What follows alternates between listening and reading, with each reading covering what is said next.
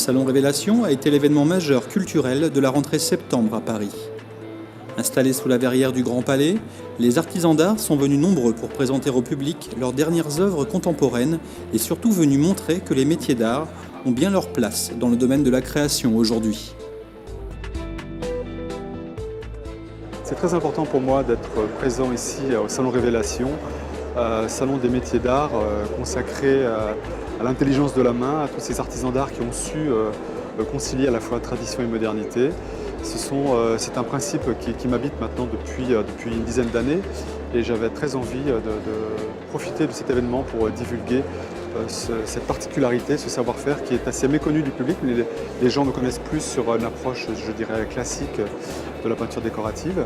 Et je veux ici démontrer que l'on peut concilier tradition et modernité et faire vivre le métier de peintre en décor, ce métier que je pratique depuis 38 ans, que l'on peut le faire vivre dans son temps et le concilier avec l'art contemporain.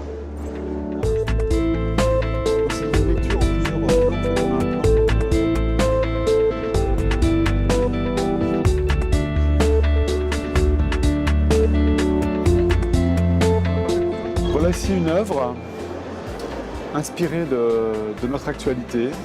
Cette œuvre que j'ai intitulée Siècle des Lumières, représentée ici par Voltaire, Lumière parmi les Lumières, qui diffuse ici ces grandes idées philanthropiques et universelles donc à travers le monde. Ces grandes idées représentées par ce jaillissement, ce bouillonnement d'idées qui ont vraiment rayonné sur l'Europe en particulier. Ces idées qui contrastent avec la représentation ici du carton en trompe-l'œil qui, lui, en ces temps particulièrement troublés, symbolise la précarité de ces grandes idées mises à mal actuellement.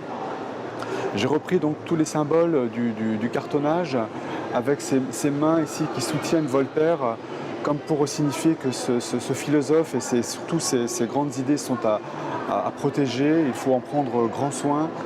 Ici également la présence de ce parapluie au-dessus du philosophe, comme pour le protéger des foudres, ces foudres représentées par le bréchage des marbres, et ces grandes idées qui s'envolent, qui élèvent nos consciences, représentées ici, cette élévation représentée ici par ces flèches up.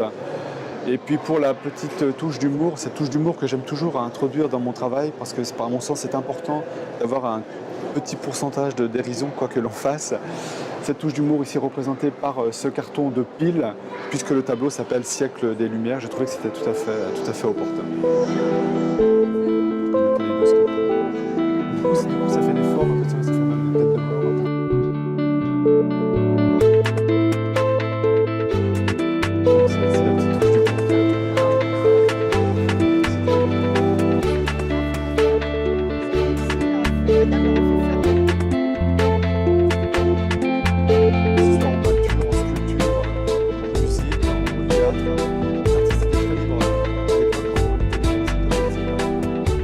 Ma source d'inspiration, évidemment, c'est la matière sur laquelle j'ai beaucoup travaillé, bien exploré sous tous ses aspects.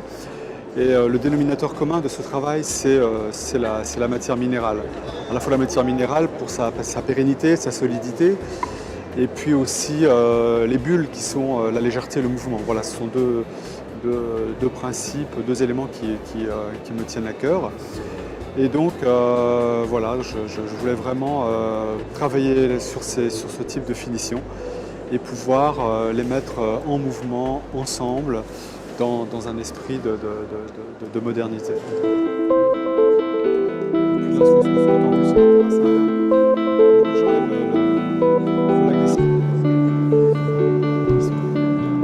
Cette flamme, cette passion ne s'est jamais atténuée.